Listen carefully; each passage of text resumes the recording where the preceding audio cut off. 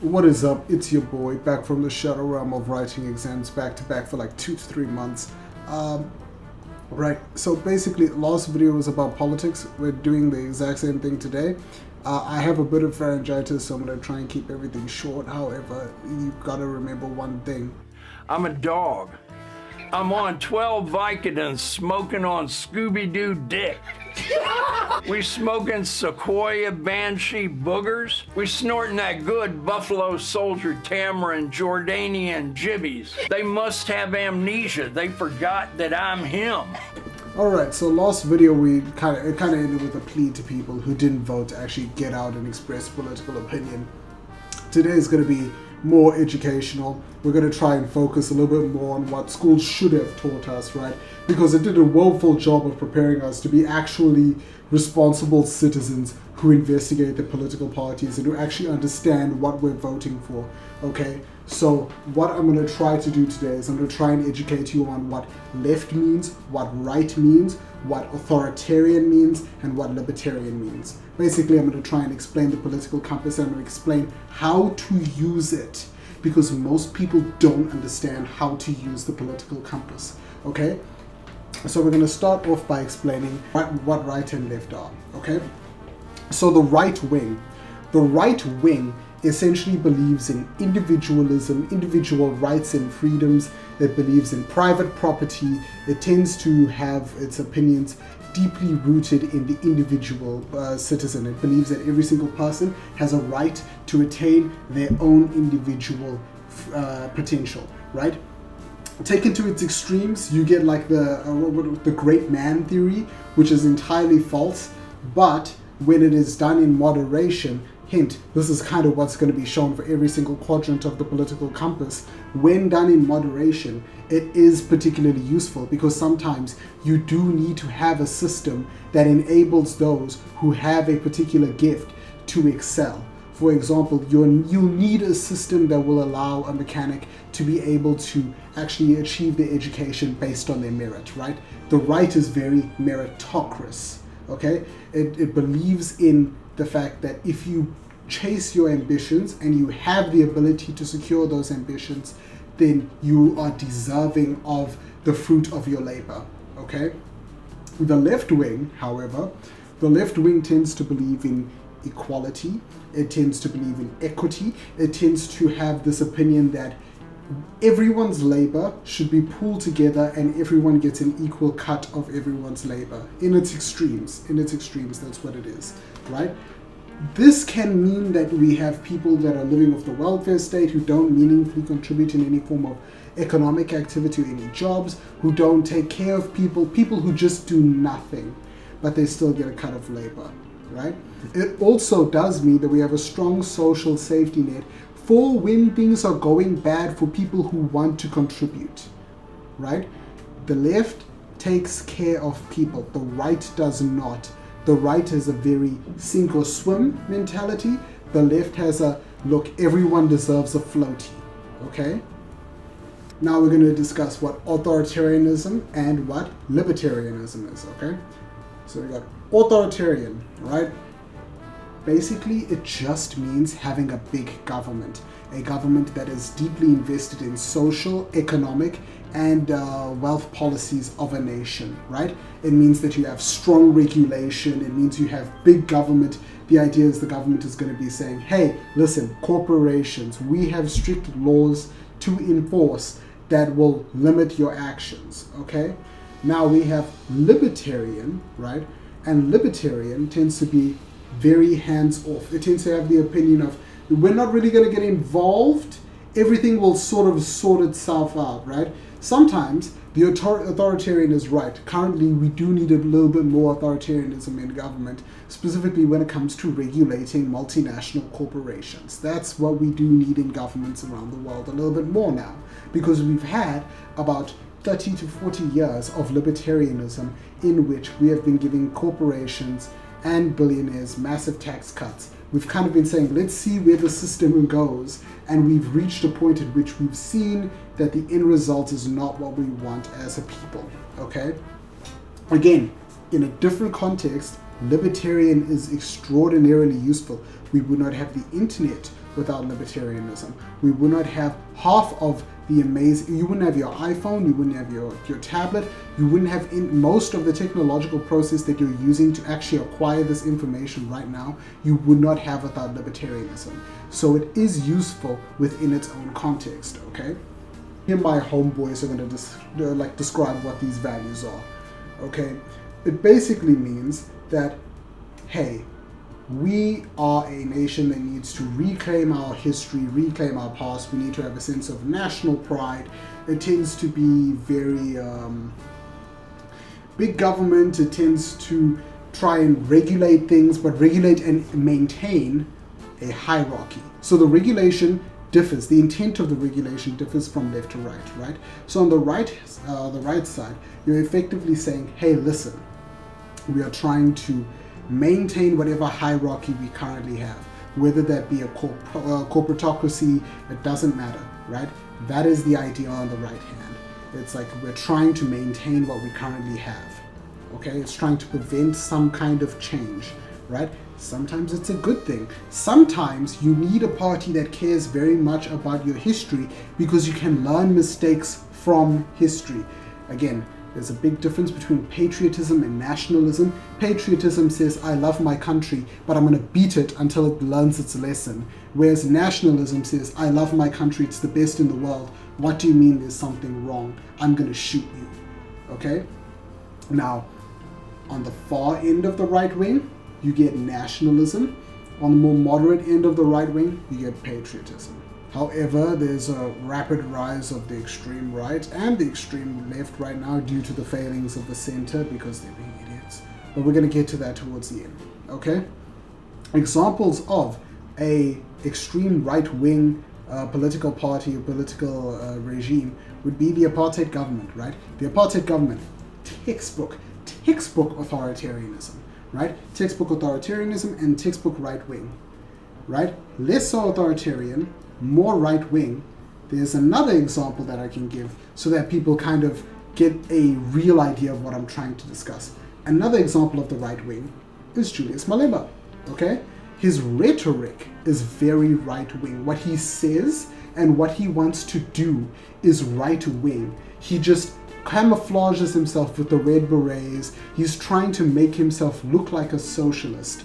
But a lot of what he's saying tends to be very pro people who are born there, pro people born in South Africa, anti-immigrant. It has this very right-wing skew to it. So I would say that Julius Malema is a very good example of a modern right-wing, and the EFF are a very good example of a modern right-wing party. Okay? Now we're going to discuss what left authoritarianism looks like, okay? So auth left looks a lot like communism.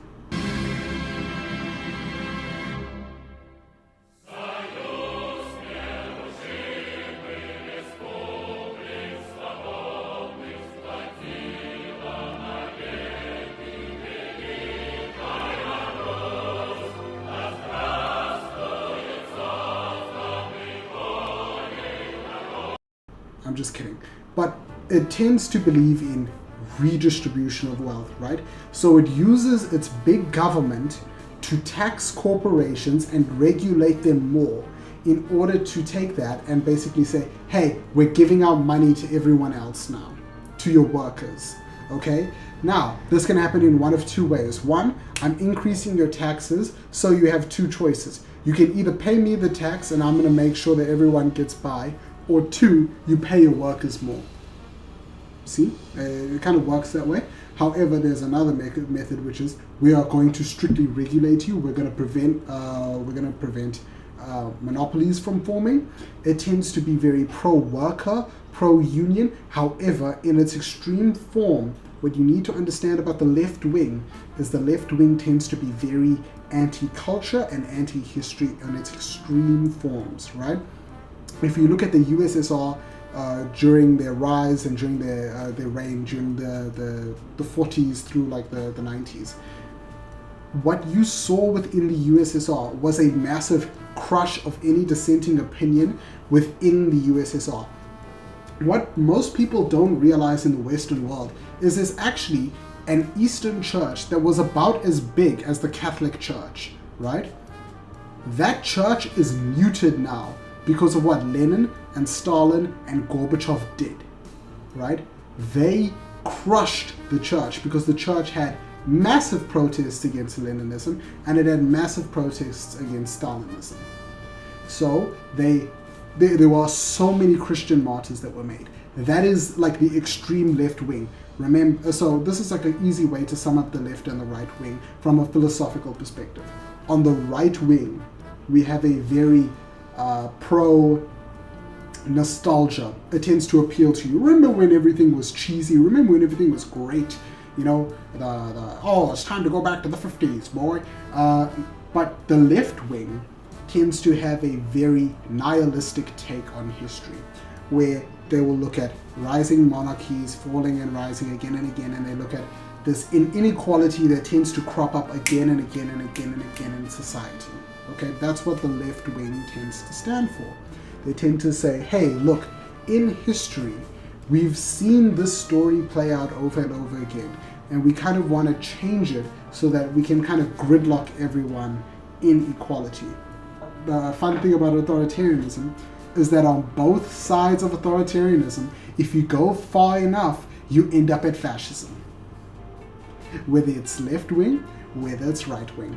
If you go far enough up into authoritarianism, you end up with fascism, right? You end up with complete control of the state, you end up with cronyism, you end up with people who are basically like a really good example would be like the people within Stalin's inner circle in Russia did extraordinarily well. No one else did. Everyone else starved.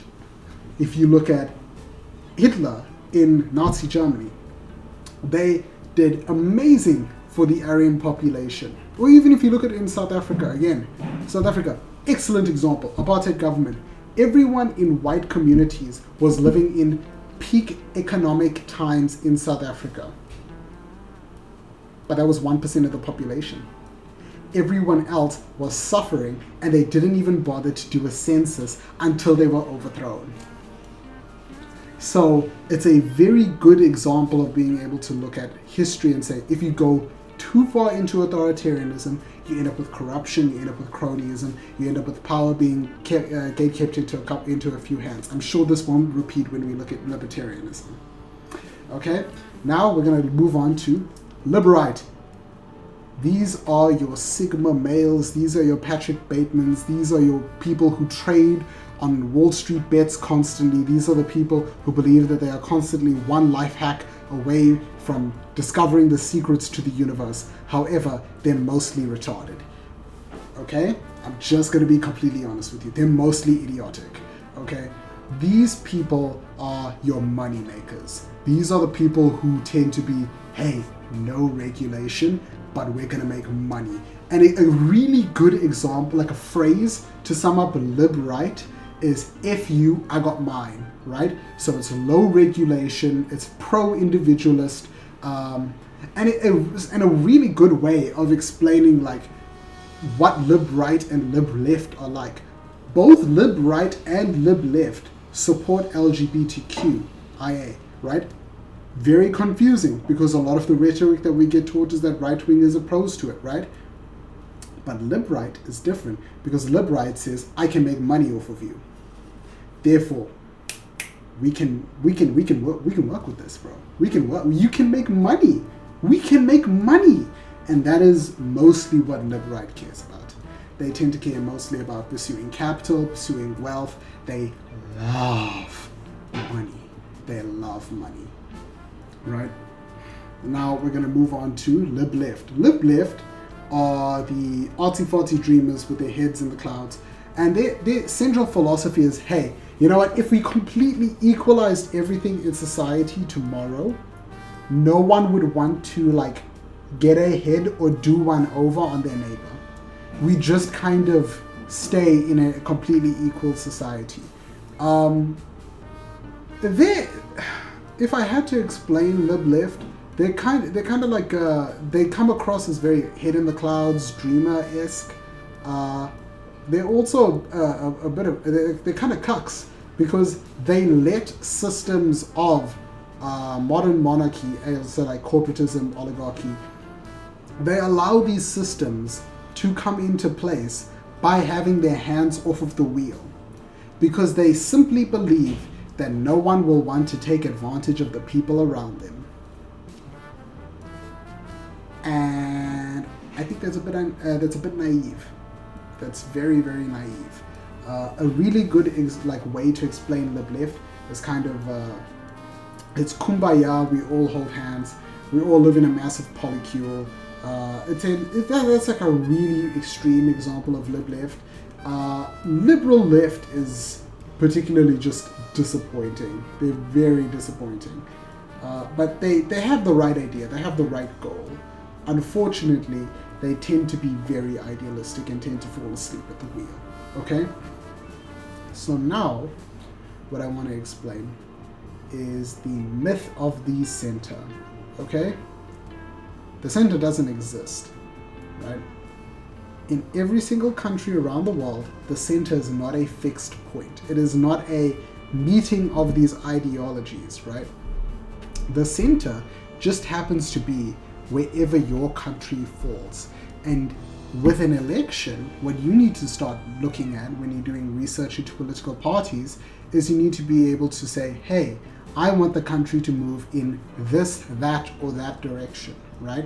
You have to be able to say, South Africa in general is a slightly liberal left country. It's a very liberal left country, actually. We have pretty low regulation. We tend to have a lot of social programs. We tend to believe in equality for all, things like that, right? However, I believe one of the things that we need in the country is a little bit more regulation. We need more regulation. So therefore, I might have to vote for a more authoritarian-leaning left party. Do you see how that's a bit counter-narrative to never vote authoritarian, always vote liberal? Do you see how that's a bit of a change? However, if you look at somewhere like Singapore, for instance, Singapore is author-right.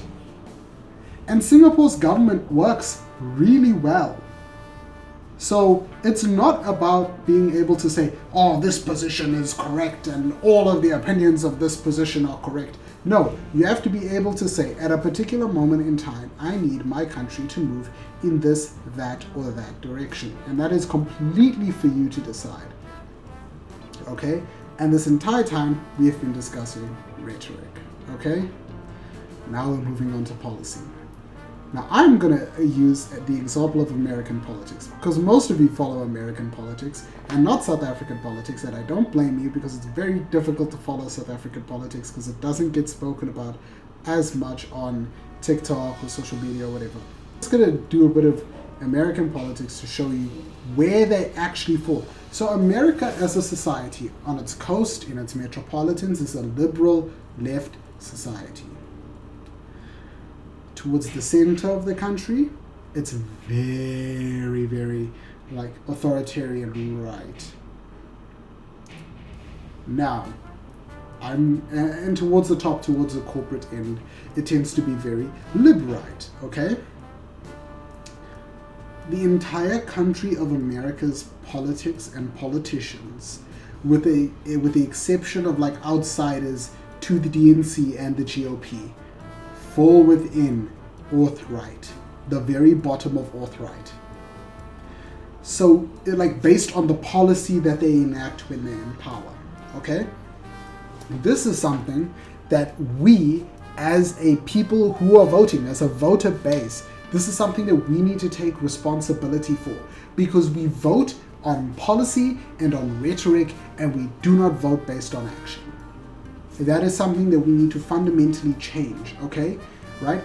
If you look at the ANC, their rhetoric is amazing. Their policy that they enact is garbage, okay? If you look at the DA, their rhetoric is really, really strong. Their anti-corruption rhetoric, their pro-business rhetoric, it's very, very strong. However, you have Helen Zille coming in, and Helen Zille is like an actual racist. And then you also have, what's his name again? Mr. Steenhuisen. Yes, we have Mr. Steenhuisen, who gets picked up on corruption charges recently. right? His business account was frozen because of a bunch of Mr. D delivery orders, which is very suspicious. And I think it's like, maybe, allegedly, it could be like a money laundering front. He's living beyond his means, which is pretty indicative of corruption, right? This is from the Anti-Corruption Party. So you need to understand, rhetoric is extremely different to policy that's enacted while a country or a party is in power.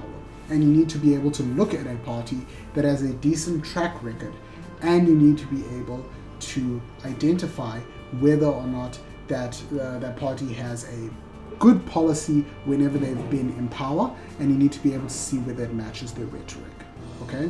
So you know what you're voting for. Again, something that I said at the beginning of last video, I'll say it again now. One of the crimes of modern politics is populism. Populism is essentially, I will promise the moons and I will promise the stars will land on the moon, but in effect, we actually end up landing in the mud, and they say, hey, listen, guys, we didn't blow up in the rocket. That's what populism is, right? We need to go back to a place where politicians would promise reasonably achievable goals within their campaigns, which means politicians need to be boring again. We need to be able to look at a politician and say with confidence, that guy is only using missionary in bed. We need to be able to look at our politicians and say, that guy is boring, that guy loves accounting, he loves his numbers. That we need that in politicians. We need that in politicians more than we need a smooth tongue. We need someone who is educated and someone who is boring to the general public, right? And what we can actually do to change this in South Africa is we need to inform the people around us about this deceit that is being pulled in politics. You need to tell your friends and family, hey, don't vote for the popular guy. The popular guy is probably a douche, right? In this case, the popular guy is a douche who is screwing you over. You need to go and find a party that is less popular, one that doesn't have as much power, one whose rhetoric matches their actions. There's actually a pretty good case of a mayor of Joburg who actually did a lot to decrease housing prices. However, the DA and ANC joined together in order to put the current mayor of Joburg in place, who has been riddled with corruption scandals since he was put into the position. Nida Sebu. The fact that I can't even recall who this man is says enough. It is a problem. We need to stop glorifying exciting politics, scandalous politics. We need to stop glorifying it, and we need to talk about the people who are actually doing a good job, right? And lastly, and most importantly, right? I'm going to tell you right now, you do not need to vote on a national level for the same people that you're voting for in these district elections, okay? The district elections that are coming up, they're not for president, they're not for whoever's going to be in charge of the province. It's your district and your city, okay? That is the idea. The idea is, hey, guys, we need to get a person who's going to be responsible for service delivery. Let's say, for instance, you live in Durban, right? Everyone in Durban knows, hey, listen, E. coli in the water. It's swak, right? We're a city on the beach, we have a shark near us, like everything is like, we have shark nets, we have a really warm current. Things should be peak on the beaches of Durban. But because of poor service delivery, things get cooked. Because no one pays attention to local elections. And when they do, they tend to say, hey, listen, I'm going to vote for the same people that I vote for at the top, right? That is not what we should be doing. We should be looking for politicians who want to do the job and whose parties have a track record of doing the job well. That does not mean DA. That I resent that. I resent that. DA, whenever they've been elected to a province, or they've been elected to a district, or they've been elected to a city, have massively spiked housing costs. If Helen Zille wins Joburg, my guess is that housing costs are going to skyrocket even more than they already have in Joburg. And that is going to terrify me. I reckon that we need to do some soul searching, find a political party that has a somewhat decent track record municipally, that is not one of these big four parties like ANC, DA, EFF, and MK. We need to find parties that actually speak to us who aren't part of these big four. Okay? Now, after that tongue lashing, I'm gonna go and I'm gonna lie down. I'm gonna take some medication, right? Man flu is hell on earth, and I'm not a particular fan. But if I were you, I would go and listen to any kind of podcast going on in South Africa now relating to service delivery, relating to, I don't know, just something regarding your local district. There's plenty of podcasts in South Africa that will be discussing the politics of your area. I highly recommend it. I highly recommend going online and searching up some political parties. You can look at it, right? You can look at the ICE website and you'll be able to see the list of political parties and you'll be able to look at their policies, right? I highly recommend doing it and doing some soul searching. And what I also recommend is talk to your friends and family about it, right? Not necessarily a party, but inform them about the dangers of populism, about the dangers of voting for these big four parties. Tell them about what's happening in Madlanka Commission currently.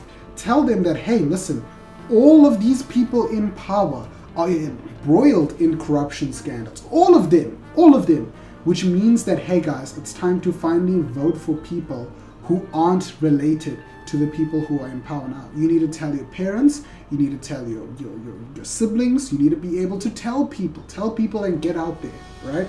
And if you're a youth and you care about anything that's happening around you, you care about anything that's going to happen in the future of this country, not all of us can leave. I'm just going to say that now. Not all of us can leave. We actually should be trying to make the country better. That should be our goal. We should be trying to make South Africa livable. And a big secret that they're not telling you up top within the ANC and within any of these political parties, a lot of them are getting older, right? The DA calling Helen Zille back to try and curry some favor with their voter base is a sign that they are in a very dangerous place. They are leaving out the youth of the country, right? There's some talks internally about Cyril stepping down, right? And they're talking about getting Thabo Mbeki to come back and kind of fill in for him. That is dangerous for them because it means that they're not actually appealing to the youth of the country. And it's largely worked because the youth have been in despair and apathetic. But I highly recommend that we try and fix our political system by actually being active within the country, right?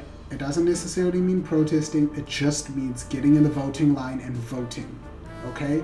Express your opinion, and even if it's a protest vote, that's enough. Protest against them. Make the pie that they have at current shrink.